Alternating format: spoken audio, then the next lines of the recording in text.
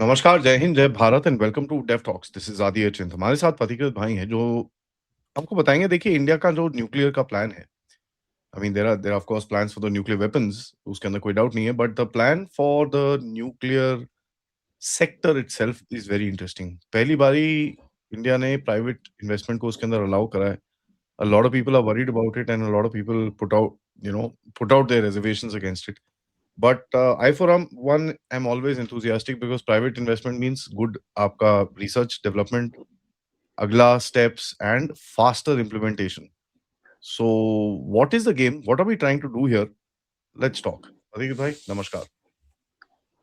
नमस्कार आदि भाई। अभी जो union cabinet chair by the prime minister, उन्होंने जो एटॉमिक बिल 2025 को कैबिनेट की तरफ से अप्रूवल दिया है, मतलब इसके बाद that will be introduced in the parliament. That is called Shanti, sustainable harnessing of advancement of nuclear energy for transforming India.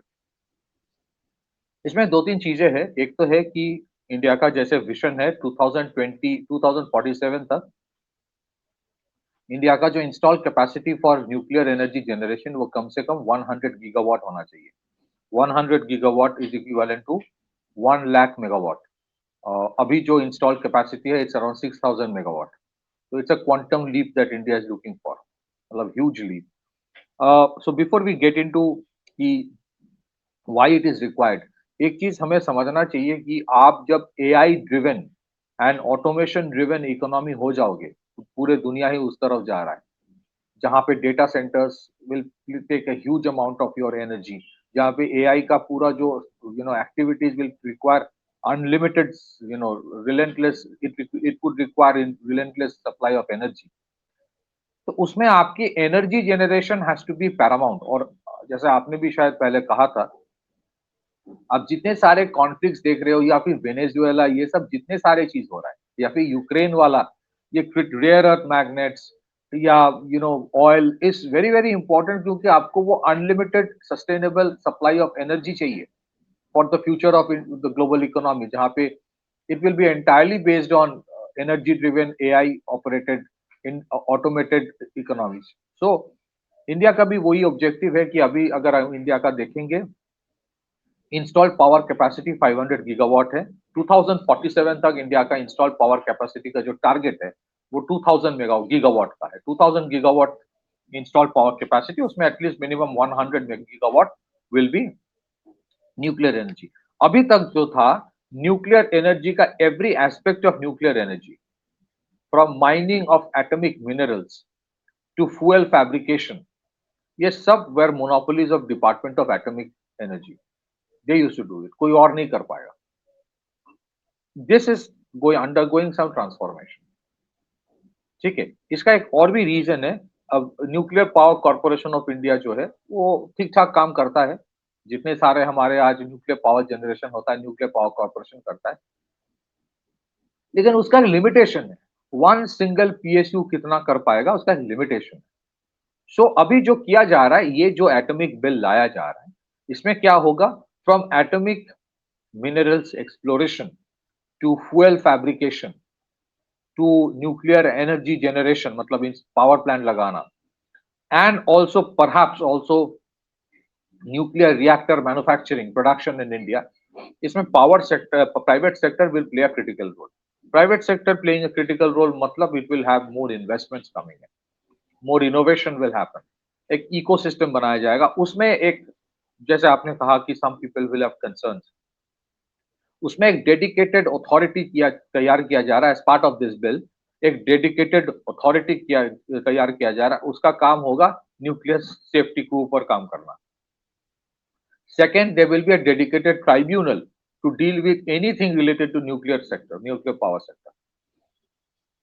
तो ऐसा नहीं कि गवर्नमेंट कोई हराकिरी करके प्राइवेट सेक्टर को ला रहा है, उसके पहले एक एक फ्रेमवर्क तैयार कर रहा है। उस फ्रेमवर्क में you would have stringent compliance that you have to maintain.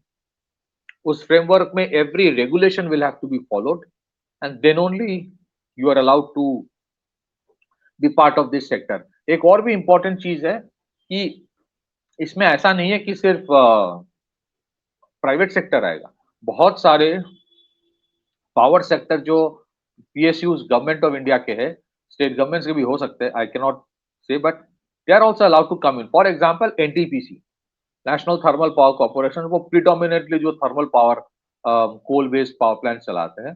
Tomorrow you might even see an NTPC getting into nuclear energy generation.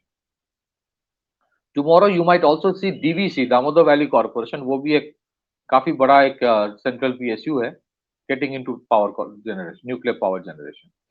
So I think this is a very important step in the right direction. एक तो ये चीज आप ये भी कहना जरूरी है, जैसे मतलब I don't want to keep on repeating the hell issue, but the issue is this कि एक पीएसयू के ऊपर एक सेक्टर अगर डिपेंड करे तो उसका क्या आउटकम होता है, we have already seen in the aerospace sector. That is why I think efforts are being made कि एटॉमिक एनर्जी जनरेशन में या एटॉमिक एनर्जी एक्सप्लोरेशन में we should not have overwhelming dependence on one PSU. तो इस bill का मतलब होगा more PSUs will join in. इस बिल का मतलब होगा private sector can also join in. इस बिल में we also have to see कि foreign investment allow किया जाए कि नहीं, शायद नहीं किया जाएगा. एक और बिल का सुधार आएगा, दो बिल का अमेंडमेंट होके ये कॉम्प्रिहेंसिव ये बिल आएगा. एक है एटॉमिक एनर्जी एक्ट जो 1964 या 62 का है. दूसरा है कि civil nuclear liability for damage act, civil liability for nuclear damage act जो है वो 2010 का एक बिल है.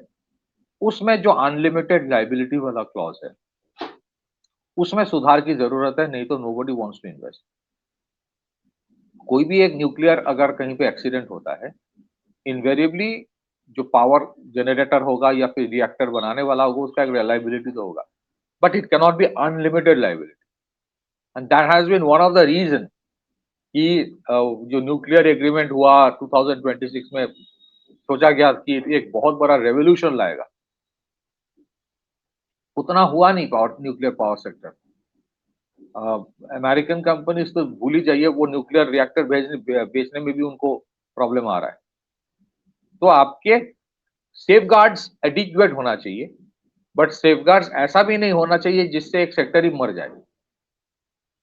तो इसीलिए जो न्यूक्लियर लाइबिलिटी एक्ट है 2010 का, उसमें कुछ कुछ सुधार लाया जाएगा. सुधार का मतलब ये नहीं है कि कल से कोई कुछ भी करो, ऐसा नहीं. एक बैलेंस्ड अप्रोच होगा. एंड आई थिंक इवेंचुअली देखिए, अभी टारगेट है 100,000 गीगावाट, सॉरी 100 गीगावाट बाय 2047. इसमें अगर एक एक्सपोनेंशियल आउटकम आता है, you might see even something bigger happening. For example India का जो फास्ट ब्रीडर रिएक्टर है, जो thorium based 3 stage nuclear power generation का जो प्लान है, एक तो है स्मॉल मॉड्यूलर रिएक्टर जहां पे आपके छोटे छोटे न्यूक्लियर पावर प्लांट्स बनेंगे. वो मेगा पावर प्लांट में, गीगा पावर प्लांट में it requires lot of, it has its own set of challenges. उसका होता है कि लैंड एक्विजिशन, वो बहुत सारे इश्यूज होते. One is the small modular reactors. Second is the 3 stage nuclear power generation जो इंडिया का ऑब्जेक्टिव है, थोरियम बेस्ड. वो सेल्फ सस्टेनिंग है, लेकिन वो फास्ट ब्रीडर रिएक्टर जो है, it has yet to reach a critical stage. फिर उसके बाद उसका सीरीज प्रोडक्शन होगा, फिर it might require lot of investments. But वो अगर आप, इफ इट मैच्योर्स, फिर आपके nuclear energy generation will become self sustaining. उसके लिए आपको बाहर से फ्यूल की जरूरत नहीं होगी बियॉन्ड अ सर्टेन पॉइंट, जब वो सेकेंड और थर्ड स्टेज में जाएगा. And it become self sustaining. उसके जो न्यू वेस्ट निकलता है from after the generation of nuclear, मतलब after generating energy, that waste becomes your fuel for again creating energy by mixing it perhaps with thorium with uranium, enriched uranium. So कुछ कुछ चीजें हैं. So fast breeder reactor के बाद वो वाला 3 stage nuclear program उसको mature करने के लिए, because it would require investments. Small modular reactor में I think India wants to become a major manufacturing hub for SMR, small modular reactors, ताकि power generation captive level में, small level में it can be spread across. But हाँ, कुछ कुछ आपने जैसे कहा कि कुछ कुछ जगह पे न्यूक्लियर लेके एक डर लगा रहता है. जैसे हम लोगों ने फुकुशिमा जब हुआ था जापान में, उसके कारण दूसरे हैं. फुकुशिमा के बाद this fear became even more profound so उस फियर को ओवरकम करना जरूरी है.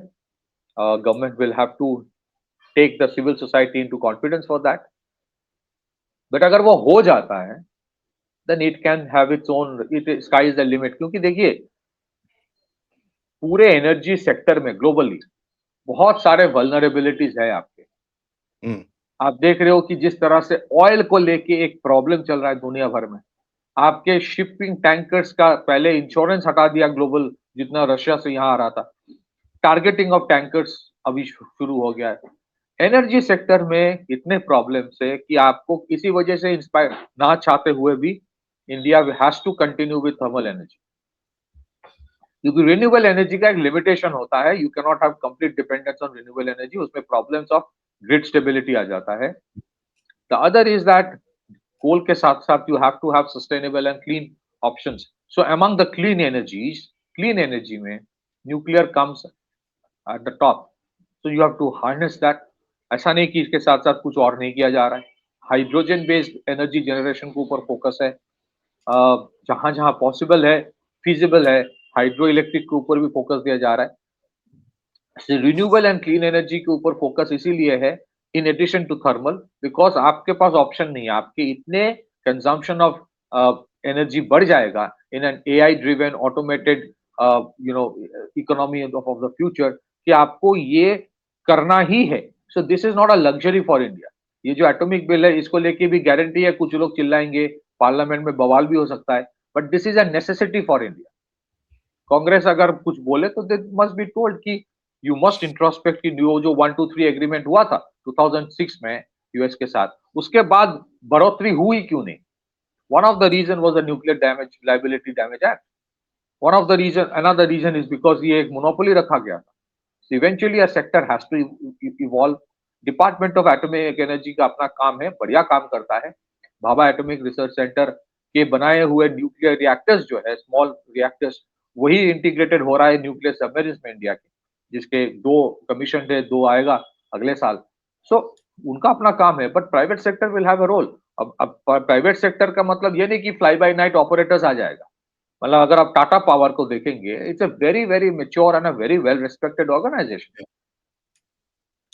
अगर आप टोरेंट पावर की बात करें या अदानी पावर की बात करें, they are respected organisation. So I think there is no harm. लोग यूएस की बात करता है, यूएस इकोनॉमी लेके हमेशा कंपैरिजन होता है. यूएस इकोनॉमी में प्राइवेट सेक्टर को कंट्रीब्यूशन देखिए. यही लोग जो अमेरिका को हर चीज में ऊपर रखता है, इंडिया में अगर प्राइवेट सेक्टर को लाया जाए तो फिर वो चिल्लाता है, विदाउट रियलाइजिंग कि American economy is entirely driven by power. Private sector responsible होगा, फ्लाई बाय नाइट ऑपरेटर नहीं. रेगुलेशन स्ट्रॉन्ग कीजिए, वो किया जा रहा है, बट रेगुलेशन ऐसा भी नहीं होना चाहिए कि it kills the sector. So I think it's a very pragmatic move. Let's see कि अगर इस बार वो पास हो जाए या फिर वो स्टैंडिंग कमेटी में जाके अगले 6 महीने में पास हो. But I think it's a very very important thing to happen. I am sure इसमें भी एक स्टार्टअप इकोसिस्टम इसमें भी बनेगा, surrounding this entire nuclear innovation. Nuclear energy में it is not just about either making bombs और energy. उसके बहुत सारे स्पिन ऑफ होता है, and that spin-offs can have major positive impact. India has huge potential to become eventually a hub for manufacturing of nuclear reactors. So let's see what happens. Back to you, Adu. That is one. Second, I think there was a lot of this thing. Oh, ji mining नहीं करना चाहिए private firms को and this and that. So there is no plan for the mining as far as the private firms are concerned. इसके अंदर तो कोई doubt नहीं है. And इसके बारे में तो काफी कंफर्म न्यूज भी आ चुकी है that there is no mining happening by the private firms at no point of time. तो that is one thing very very clear that इसके ऊपर काफी फेक न्यूज भी फैलाया जाएगा कि भैया वो जी ये देखो जी वो देखो जी.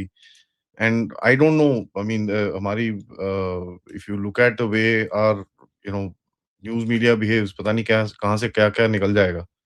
You will find news coming out की जी यहाँ पर देखो इधर पे ये हो गया, व्हाट यू कॉल, ये देखो ये लॉस हो गया, वो यूरेनियम वहां मिला है, ये प्रॉब्लम है, वो प्रॉब्लम है, 50 चीजें और आएंगी इसके अंदर.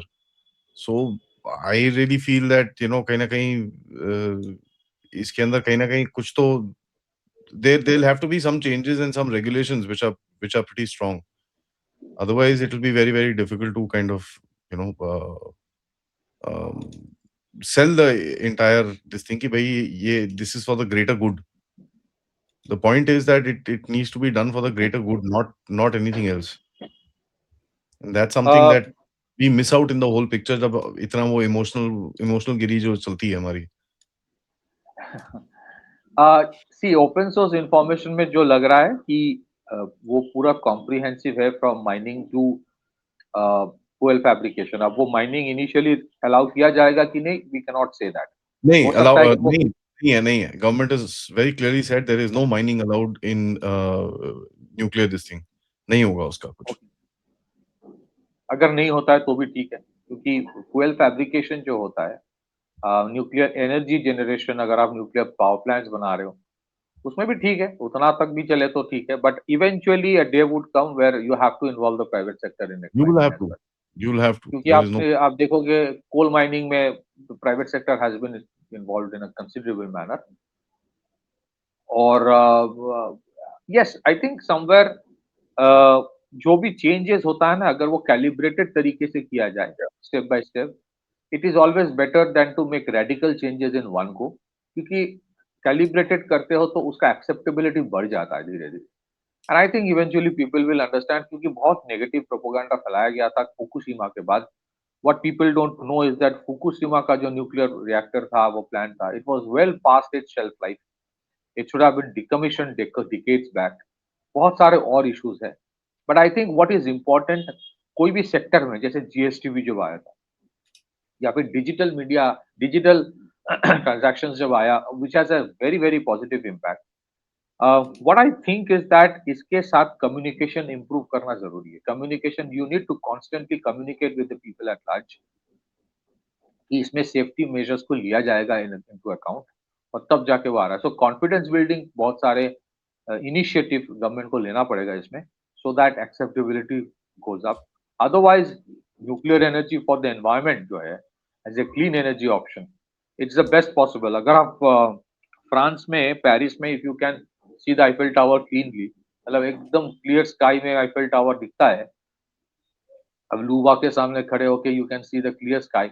One of the key reasons जो for clear sky in Paris, जो शायद बहुत सारे इंडियन सिटीज में नहीं है, is because France is fundamentally powered by 59 nuclear power plants.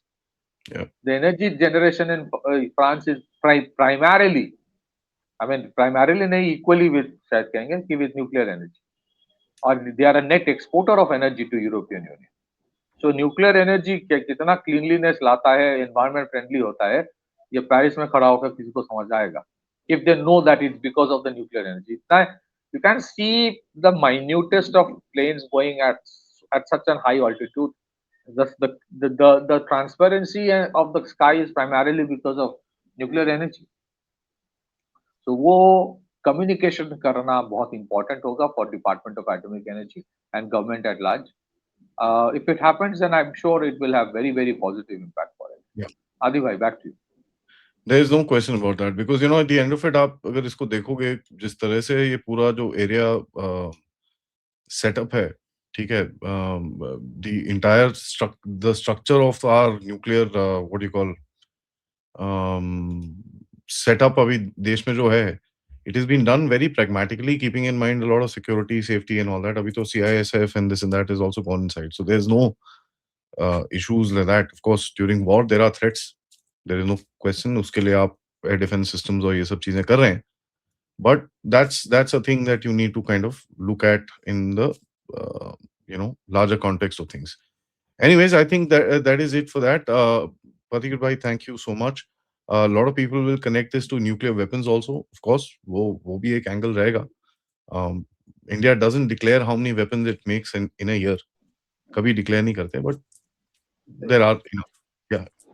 अगर आपके न्यूक्लियर पावर प्लांट में, अगर आप बाहर से यूरेनियम ला रहे हो फॉर जनरेशन ऑफ एनर्जी, फिर उसका आईएई, एज पर आईएईए क्लॉजेस, उसको आपको सेफगार्ड करके जो उसमें न्यूक्लियर वेस्ट निकलता है आफ्टर जनरेशन ऑफ एनर्जी, उसी से एक्चुअली न्यूक्लियर बॉम्ब्स बनते हैं.